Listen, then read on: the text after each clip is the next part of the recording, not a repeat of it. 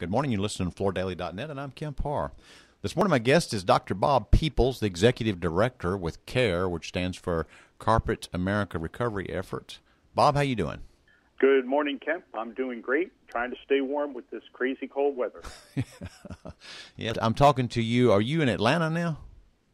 I am in Atlanta, and we were 19 degrees this morning. Yeah, okay. Well, it's cold in Chattanooga as well. I wanted to talk to you because there's some interesting things going on the West Coast as related to the slowdown of freight that's coming in and out of the ports in the western United States. We'll get to that in just a minute. Haven't talked to you for a little while, and there's a couple of news items that have happened related to CARE and the effort to minimize the amount of carpet that ends up in the landfill. Why don't you update our listeners on that? Well, sure, Kemp. Happy to do that.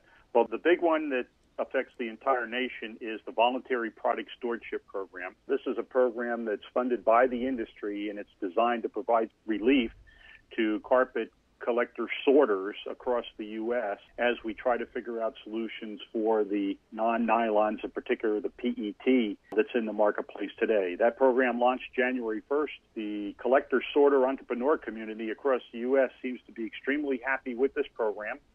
We collected a lot of data from them for the year 2014, and their first reports will be due in April for the first quarter of 2015, and they'll be getting their first checks sometime in the early part of June based on material goods that are sorted and shipped and sold.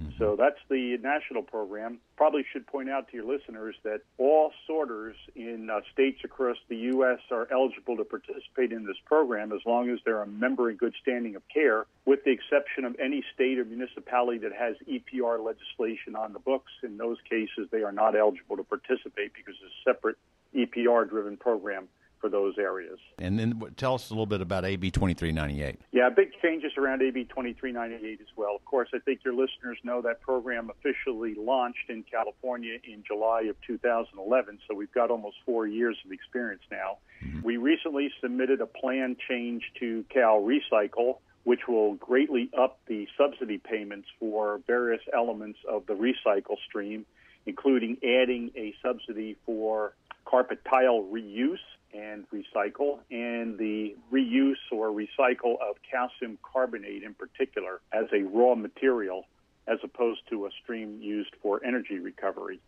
And to cover those increased subsidy payouts, we requested and received approval from Cal Recycle that the assessment that consumers pay in California at the point of purchase will go from a nickel to 10 cents per square yard, and that'll all take place effective April 1st. We're in the process of rolling this program out with thousands of California retailers as we speak this morning. Mm-hmm. Yeah, and we need to point out that that is a fee paid by the consumer when they buy carpet. And, a typical carpet installation is probably, 20 yards, something like that. So, it's like $2. I mean, it's going from $1 to $2. So it's not a big deal, is it? Right. It's a very small increment on the cost of the materials and their installation. Yeah. In fact, most people are pretty comfortable with the idea of paying some type of a recycling fee or environmental stewardship fee. We do it today on oil changes, tires, lead-acid batteries, the white goods from our homes like refrigerators, washers, and dryers and such. But when you aggregate that, it ends up being an annual amount that's in the millions, right? Well, for what we collect from the consumers, absolutely. Based on sale of carpet in California in 2014, it's about $5 million, and the expectation it'll be about $10 million in 2015 with the increase in the assessment. All right. So I need to point out that you're having your annual meeting. I believe it's in New Orleans this year, and it's going to be, generally those meetings, you have manufacturers there that are environmentally focused. You have government officials there that are focused on environmental reduction of waste and landfill. And you have the key part of this whole, what makes it work is you have the collector sorters there, right? Collector sorters and the processors. We call that the entrepreneur community, absolutely. Mm-hmm. And that meeting will take place on the 13th and 14th of May in New Orleans, as you mentioned. And we came off a great meeting in Seattle in 2014, and we think we've built a really robust and interesting program for 2015 down in New Orleans. So I encourage all of your listeners to to get down there this year as we're tackling all these tough problems and making some progress. All right. So let's talk about this slowdown on these West Coast ports. Tell us what's going on out there. Actually, the Pacific Maritime Association, which represents the management of all the ports on the West Coast, and the International Longshore and Warehouse Union, which represents the workers, have been in negotiations since May of last year trying to get these contract issues resolved. You know, a lot of it is driven by what's going on in other parts of the world where they've actually enhanced productivity.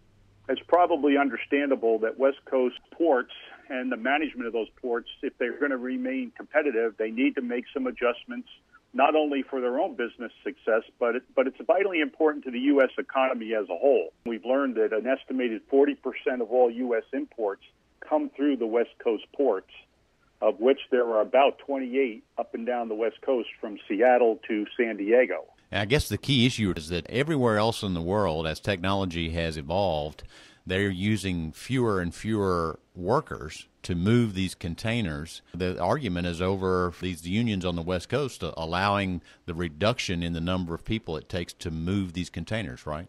Absolutely. You know, it's pretty interesting. We don't have time to go into it, but there's a very long history of the negotiations between management and the unions on these docks, going all the way back to the days where you used manual labor to move crates. Mm-hmm. So things have evolved pretty tremendously over time. It looks like, based on the latest information, that most of the issues have been resolved, but a big issue that's left on the table here is one around arbitration. The current contract says that both parties must agree to dismiss an arbitrator, while the working union really wants the ability to unilaterally do that from either side. Amazing. That seems to be the last sticking point, and I think folks may know that the Secretary of Labor, Thomas Perez, has been out there, and according to the communications director of that International Longshoremen's and Warehouse Union, they're very, very close to an agreement. And I would just say let's hope that both parties can come together and close this gap, because the pain in the commercial world is getting pretty intense right now. Yeah, and so, I mean, how does this relate to care? I mean, you guys who collect these materials, first off, you have to have containers to put them in, and if there's a tie-up of freight on the West Coast, there's a lack of containers. And then once you load these containers with this recyclable material, a lot of the markets for that are offshore. So that's really kind of bogging you guys down, isn't it? It is. If you look at the flow of goods out of these ports, scrap and recycled goods are one of the largest, if not the largest, export group going out of the West Coast to Asia. Mm-hmm. You know, and it makes a lot of sense. But unfortunately for the recycling community, if you're bringing in goods and you can't get containers to load those goods and ship them out, you get backed up, your warehouse is full to the rafters, and you've got a logistical problem. But more importantly, you got an ongoing business to run. If you can't ship those containers out, nobody's going to pay you for the goods, and now you got a cash flow problem. Yeah. And I'm getting calls daily from our folks on the West Coast that this is exactly what they're running into.